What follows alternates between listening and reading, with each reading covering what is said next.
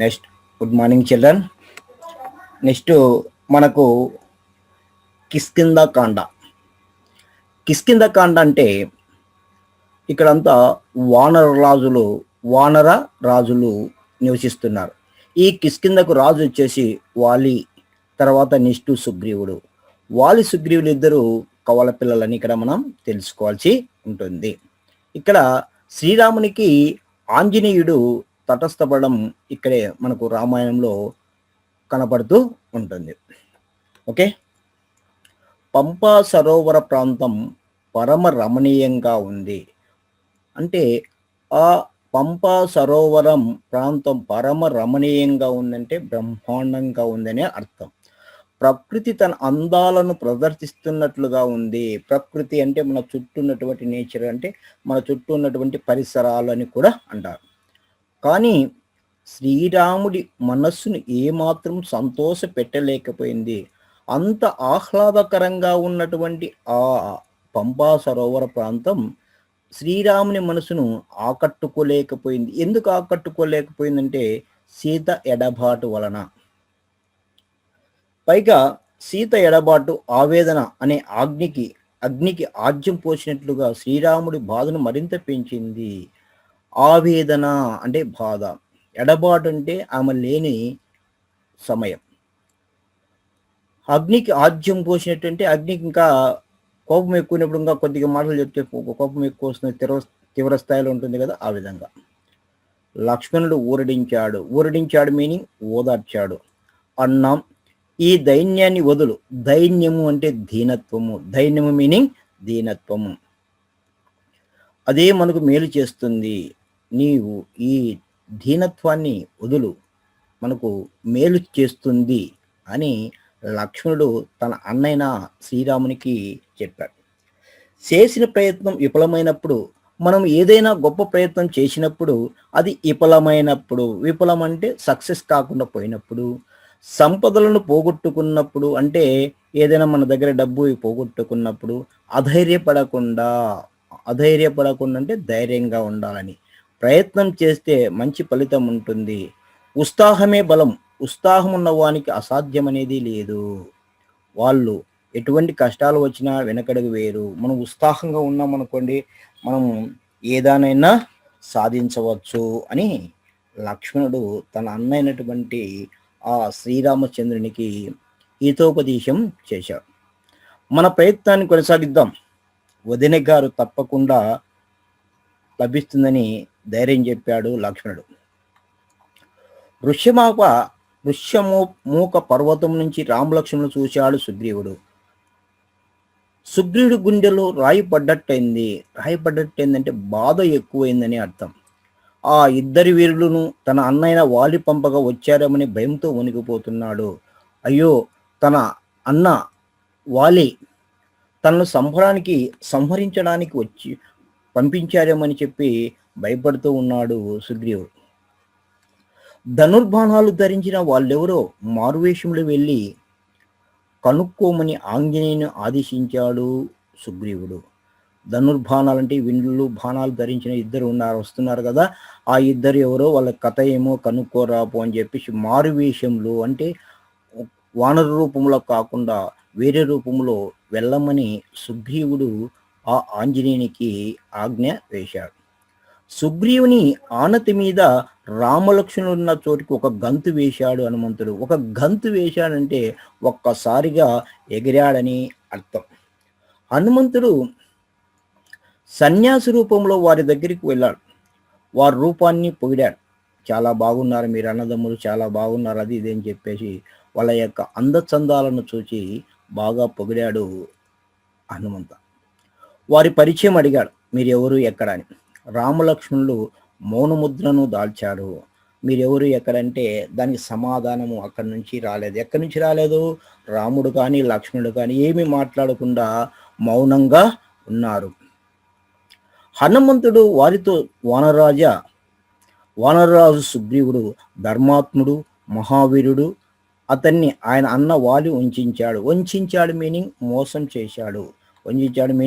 మోసము చేశాడు. రక్షణ కోసం జాగ్రత్తతో తిరుగుతున్నాడు. నేను సుగ్రీవుడిని మంత్రి, నన్ను హనుమంతుడంటారు. నేను వాయుపుత్రిని, ఎక్కడికైనా వెళ్ళి రాగల శక్తి కలవాణ్ణి అని తనను తాను గురించి పరిచయం చేసుకున్నాడు. ఎవరికి పరిచయం చేసుకున్నాడు? రామునికి, లక్ష్మణునికి. నన్ను వాయుపుత్రుడు, వాయుపుత్రుడు లేదా పవనపుత్రుడు అని మన ఆంజనేయునికి పర్యాయ పదాలు అని తెలుసుకోవచ్చు. సుగ్రీవుడు పంపగా ఈ రూపంలో మీ దగ్గరికి వచ్చాను. సుగ్రీవుడు మీతో స్నేహాన్ని కోరుతున్నాడు అని చాకచక్యంగా, అంటే తగిన విధంగా మాట్లాడ విషయాన్ని చెప్పే పద్ధతిలో ఎంతో నేర్పును ప్రదర్శించాడు. అంటే మాట్లాడే తీరు ఆ విధంగా ఉంటుంది ఆంజనేయుంది. హనుమంతుని మాట తీరు శ్రీరాముని ఆకట్టుకుంది. ఆకట్టుకోవడం అంటే మనసుకు అత్తుకునేటట్లు మాట్లాడడం అని అర్థం.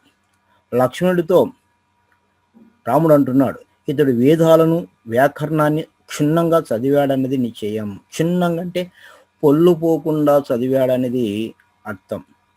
లేకపోతే మాటల్లో ఇంత స్పష్టత ఉండదు.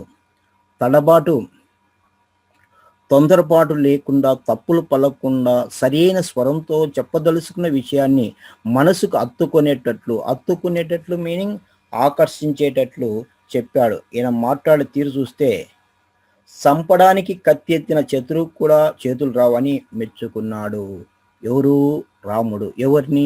ఆంజనేయుని. మాటకున్న శక్తి అటువంటిది. హనుమంతుడితో లక్ష్మణుడే మాట్లాడమన్నాడు శ్రీరాముడు. హనుమంతుడి అభిప్రాయాలకు సమ్మతి తెలుపు తమ వృత్తాంతాన్ని వివరించాడు. అయ్యా, మేము ఎవరంటే మేము ఇట్లా దశరథ మహారాజు యొక్క పుత్రులము, నన్ను లక్ష్మణుడు అంటారు, మా అన్న శ్రీరాముడు అని చెప్పేసి తన గురించి పరిచయం చేసుకున్నాడు లక్ష్మణుడు. ఎవరితో? హనుమంతునితో. తమకు సుగ్రీవుడు సహాయం ఎంతో తగినదన్నాడు. సన్యాసరూపు మొదలి రామలక్ష్మణుడు భుజాలపై ఎక్కించుకుని ఋష్యమూక పర్వతానికి చేరుకున్నాడు. భుజాలపంటి చెరకు వైపున ఎక్కించుకొని ఋష్యమూక పర్వతానికి చేరుకున్నాడు హనుమ. అంతకుముందే భయంతో మలయగిరికి చేరిన సుగ్రీవుని రామలక్ష్మణుల వద్దకు తీసుకొచ్చాడు ఆంజనేయుడు. అంటే వాళ్ళ అన్న చంపడానికి వచ్చాడమని చెప్పేసి భయపడుతూ మలయగిరికి పోయాడు. మలయగిరి నుంచి ఆంజనేయుడు రామలక్ష్మణుల దగ్గరికి తీసుకుని వచ్చాడు. శ్రీరామ సుగ్రీవులు అగ్నిసాక్షిగా మిత్రులైనారు. అగ్నిసాక్షిగా అంటే ప్రమాణం చేసుకొని మిత్రులైనారు.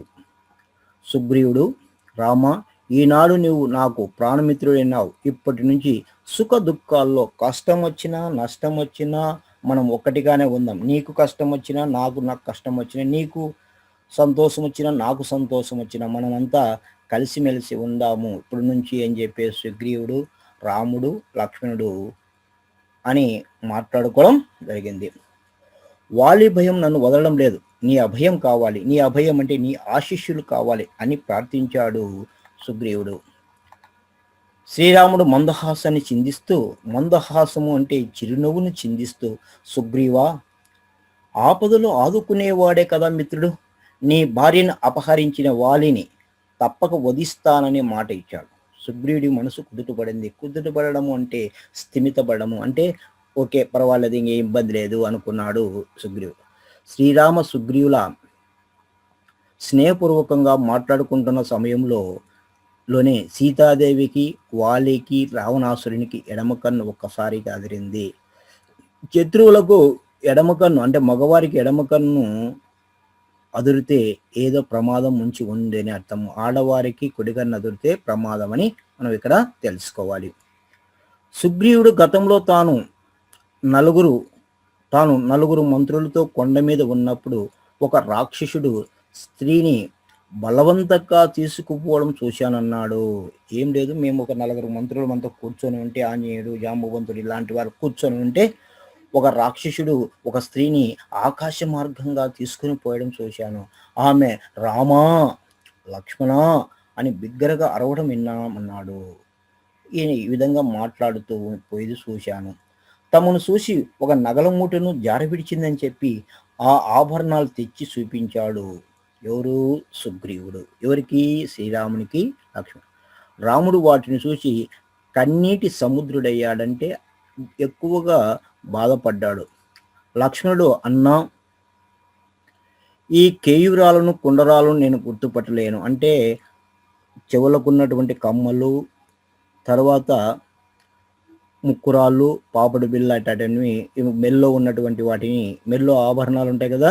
వాటిని నేను గుర్తుపట్టలేను. కానీ కాలి అందెలు మాత్రం కాలి అందెలు మీనింగ్ ఆ యొక్క ఆ సీతాదేవి కాలికి కట్టినటువంటి గజ్జెలు మాత్రం మా వదిన గారివే. ఎలా కనుక్కున్నావు అని అడిగితే, ఆమెకు నిత్యము పాదాభివందనం చేయడం వల్ల నేను వీటిని గుర్తుపట్టానన్నాడు.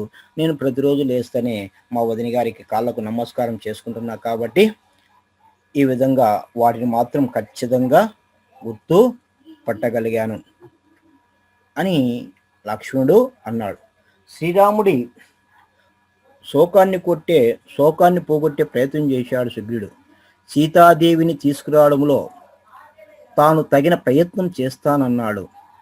సపరివారంగా రావణ్ణి హతమార్చేందుకు తన శక్తి యుక్తులన్నిటినీ వినియోగిస్తానన్నాడు. తన దగ్గర ఉన్నటువంటి ఏ విషయం పైన నేను ఎదిరించి ఆ రావణాసుని తీసుకుని వస్తాను అని చెప్పేసి సుగ్రీవుడు ఆ రామునికి మాట ఇచ్చాడు. దుఃఖం అనర్థదాయకం.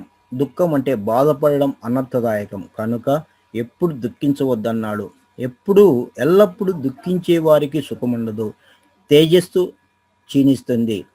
ఒక్కొక్కప్పుడు ప్రాణాలు నిలవడమే కష్టంగా ఉంటుంది. కనుక దుఃఖస్థితి నుంచి బయటపడమని ధైర్యవచనాలు చెప్పాడు. ధైర్యవచనం అంటే ధైర్యంగా ఉండమని మాటలు చెప్పాడు సుగ్రీవుడు. ఓ రామ, నిజమైన మిత్రుడు తన స్నేహితుడి కోసం సంపదలను, సుఖాలను, చివరకు తన ప్రాణాలను కూడా విడవడానికి సిద్ధపడతాడు. చూడండి, ఓ రామ, నిజమైన మిత్రుడు తన స్నేహితుడి కోసం సంపదలను అంటే డబ్బు ఇటని సుఖాలను, చివరకు తన ప్రాణాలను కూడా విడవడానికి సిద్ధపడతాడు. ఈ రోజుల్లో మన స్నేహితులను కేవలం ఏదో అత్యాశ కోసం ఫ్రెండ్షిప్ చేస్తున్నాం. కానీ స్నేహితుడు అంటే ప్రాణానికి ప్రాణం ఇచ్చేవాడని ఇక్కడ మన శ్రీరాముని గురించి తెలుసుకోవచ్చు. ప్రాణమిత్రులమైన మనం స్నేహధర్మాన్ని చక్కగా పాటిద్దామన్నాడు. శ్రీరాముడు అందుకు అంగీకరిస్తూ ఉపకారము జరగడమే మిత్రుని వల్ల ఫలం. ఉపకారం జరగడమే మిత్రుని వల్ల ఫలం. అపకారం చేయడం శత్రువు లక్షణం. ఉపకారం అంటే మేలు, అపకారం అంటే కీడు. నీ భార్యను అపహరించిన వాలిని ఈరోజే సంపుతానన్నాడు. వాలితో వైరం ఎందుకు వచ్చిందో తెలపమన్నాడు సుగ్రీవుని. గత కథను శ్రీరాముడు చెవిన వేశాడు సుగ్రీవుడు.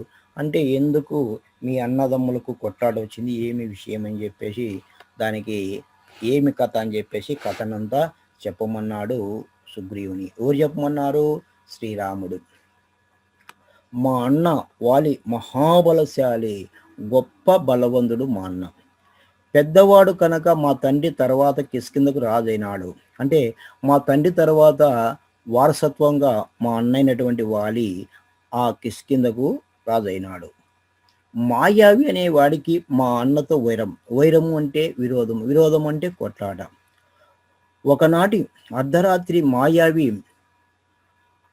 కిష్కింధకు వచ్చి వాలిని యుద్ధానికి ఆహ్వానించాడు. రారా అని చెప్పి వాళ్ళిద్దరికీ వైరం ఉంది కాబట్టి, విరోధం ఉంది కాబట్టి ఒకనాటి అర్ధరాత్రి వచ్చి యుద్ధానికి రమ్మని ఆహ్వానించాడు వాలిని. ఎవరు? మాయావి అనే రాక్షసుడు. మేమెంతగా వారించినా వాలి వినకుండా వానితో పోరుకు సిద్ధమయ్యాడంటే యుద్ధానికి సిద్ధమయ్యాడు.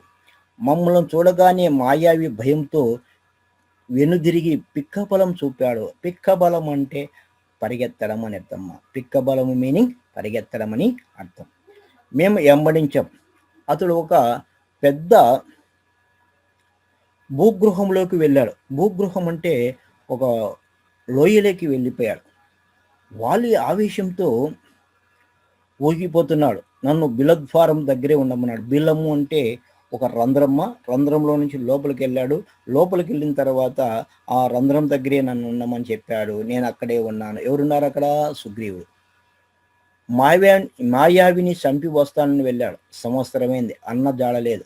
నా ఆశలు అడుగంటాయి మీనింగ్ ఇంకా ఆయన ఉండడమని వచ్చేసాను. ఆందోళన ఎక్కువైంది. మాయావిని చంపి వస్తాను వెళ్ళి ఇంతలోనే నురుగుతో కూడిన రక్తం గుహలో నుంచి బయటికి వస్తున్నది. లోపల రాక్షసునివి అన్నగారి అరుపులు వినిపిస్తున్నాయి. అక్కడ రాక్షసుడు గట్టిగా అరుస్తున్నాడు. ఇక్కడ అన్న అరుస్తున్నాడు. కానీ ఎవరు చనిపోయారు? ఎవరు బతికారో నాకు అర్థం కావడం లేదు. సరే, నురుగుతో కూడినటువంటి అంటే బురుగుతో కూడినటువంటి ఆ రంధ్రం గుండా బయటికి రక్తం వచ్చింది. ఒకవేళ ఆ రాక్షసుడు మా అన్నను చంపాడేమో, నన్ను కూడా చంపుతాడేమో అనే భయంతో ఆ బిలానికి ఒక పెద్ద గుండు అడ్డుపెట్టి ఆ సుగ్రీవుడు అయోధ్యకొచ్చి చేరాడని అక్కడ అర్థం. ఆ మాయావి చేతిలో మా అన్న చనిపోయాడనుకున్నాను. రాక్షసుడు బయటకు వస్తాడేమోనని కొండంత బండతో బిలద్వారాన్ని మూసేశాను. బిలద్వారం అంటే రంధ్రాన్ని. మౌనంగా కిష్కిందకొచ్చాను. మంత్రులు నా ద్వారా సమాచారం రాబట్టారు. బలవంతంగా నన్ను రాజుని చేశారు. కొంతకాలానికి వాలి వచ్చాడు. నన్ను రాజుని చేయడం చూసి కన్నులు ఎర్రజేశాడు. నా కుమారులను చెరసాల్లో బంధించాడు. చెరసాలంటే జైల్లో పెట్టాడు. ఎంత బతిమిలాడినా క్షమించలేదు. సరికదా, నన్ను రాజ్యభ్రష్టుని చేయడమే కాదు, నా భార్య రుమను అపహరించాడు. ప్రాణభీతితో పరుగులు తీశాను. సమస్త భూమండలం తిరిగాను. ఎక్కడికి పోయినా నన్ను వదలండి, ఎక్కడ పోయినా నన్ను ఎంటాడుతూ చంపడానికి పూనుకున్నాడు మా అన్న వాలి. చివరకు ఈ ఋష్యముఖ పర్వతాన్ని చేరుకున్నాను. మతంగముని శాపం కారణంగా ఇక్కడికి ఇక్కడికి రాలేడు. వాలి దుందిబి అనే రాక్షసిని చంపి విసిరేసినప్పుడు ఆ రాక్షసి నోటి నుండి రక్త బిందువులు మతంగశ్రమం మీద పడ్డాయి. అందుకు కోపించి ముని ఋష్యమాపక పర్వతం మీద కాళ్ళు పెడితే వాలి మరణిస్తాడని చెప్పించాడు. అంటూ సుగ్రీవుడు తన కథ అంతా చెప్పాడు. కాబట్టి ఈ ఋష్యమాపక పర్వతం పైకి మా అన్న ఎటువంటి పరిస్థితుల్లో రాలేడు. కాబట్టి అందుకే నేను ఇక్కడ మా అన్న చెర నుండి ఇక్కడ ఉన్నాను అని చెప్పేసి తన వృత్తాంతాన్నంతా చెప్పాడు. ఎవరు చెప్పాడు?